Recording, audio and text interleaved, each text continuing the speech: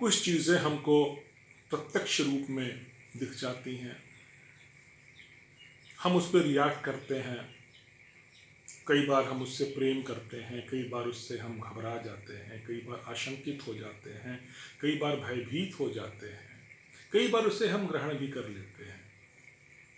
लेकिन मेरे और आप जैसे तमाम लोग, जो चीज़ें हमको नहीं दिखाई जाती हैं उसके बारे में ना हम जानने का प्रयास करते हैं, ना हम खोजबीन करते हैं।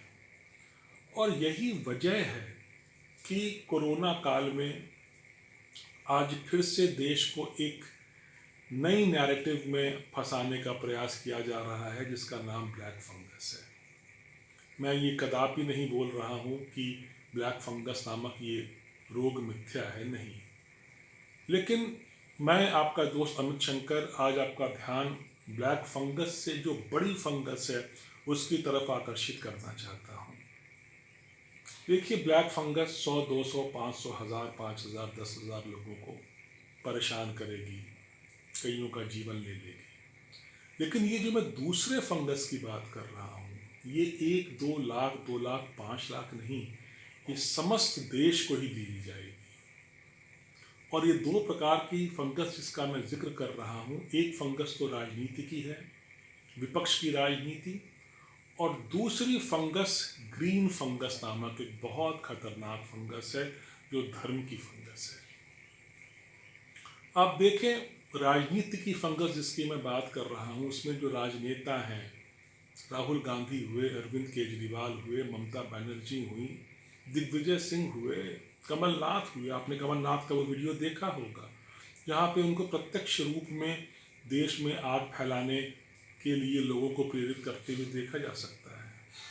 आपने राहुल गांधी के भी वो तमाम वीडियो देखे होंगे जहाँ पे वो देश में अस्थिरता फैलाने का प्रयास कर रहे हैं। आपने सलमान खुर्शीद का भी वो वीडियो देखा होगा जहाँ पे वो कह रहे हैं कि भाई कुछ हो नहीं रहा है।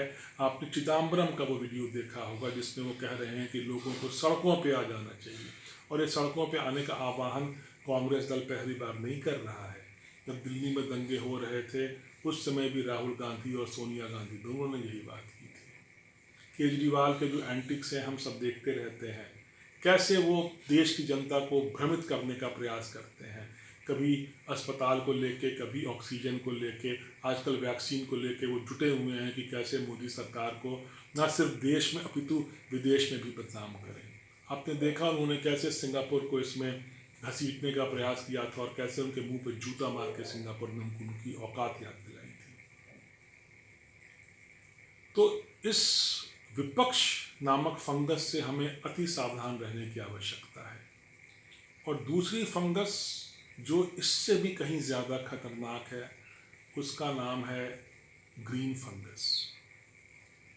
मुझे पता नहीं अगर आपको इस बात का बोध है या नहीं है, हिंदुस्तान में रोज़ करीब 68,000 बच्चे पैदा होते हैं। मान लेते हैं 70,000 बच्चे पैदा होते हैं। इन 70,000 बच्चों में आपको जान के आश्चर्य होगा, 80% के आसपास जो बच्चे हैं वो एक धर्म विशेष के होते हैं। अगर ये संख्या यही रही या बढ़ती गई तो यकीन जानिएगा आने वाले 10 साल में हिंदुस्तान में, भारतवर्ष में हिंदू माइनॉरिटी में चला जाएगा। और आपको पता है इस धर्म विशेष, जहाँ जहाँ ये धर्म विशेष है, उत्तर प्रदेश के बहुत सारे शहरों में है, केरल में है, बंगाल में है, जहाँ जहाँ ये धर्म विशेष मेजॉरिटी में आता है वहाँ हिंदुओं की क्या दुर्दशा और क्या दुर्गत होती है, उस शहर की क्या दुर्गत होती है, उस राज्य की क्या दुर्गत होती है। इस हरी फंगस को जीवन और खाद राजनीतिक फंगस देता है। ये दोनों एक दूसरे के साथ ही बंधे होते हैं, एक दूसरे के साथ ही बढ़ते हैं, एक दूसरे के साथ ही चलते हैं। इनका जीवन एक दूसरे पर ही डिपेंडेंट रहता है। आज के इस वीडियो के माध्यम से मैं सिर्फ ये दो बातें आपके साथ साझा करने आया था कि देश में जो विपक्ष की गंदी फफूंद फंगस है और देश में जो ये ग्रीन फंगस है जो पूरे देश को निगल जाने को आतुर है, हम जहाँ कहीं भी हैं, जिस लेवल पे भी हैं, हमको इन दोनों फंगस को रोकने में देश की सहायता करनी होगी। और जैसा मैं हर वीडियो में या कम से कम अधिक वीडियो में मैं आपसे बोलता हूँ, देश और मोदी एक दूसरे का पर्यायवाची नहीं है। ये भ्रम अपने दिमाग से निकाल दें आप। मोदी और भारत, भारत और मोदी ये एक नहीं है। भारत है तो मोदी है, ना कि उल्टा।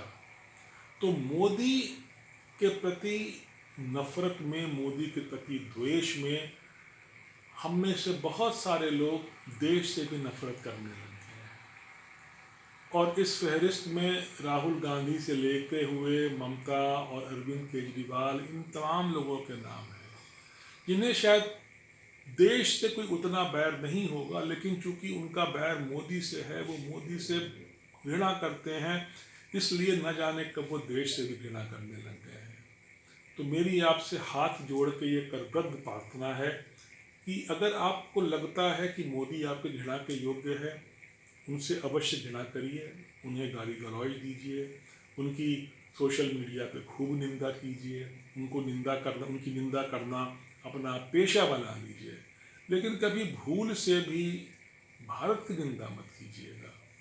भारत हमारी माता है, भारत हमारा देश है, और ये हमारा कर्तव्य बनता है कि हम अपने देश को प्रेम करें, अपने देश की ग्रोथ में हम सहायक बने, ना कि हम रोड ब्लॉक बने। इसके साथ ही मैं आपसे विदा लेता हूँ। आपसे बहुत जल्दी नए वीडियो के साथ फिर मुलाकात होगी। जय हिंद, जय भारत, नमस्कार।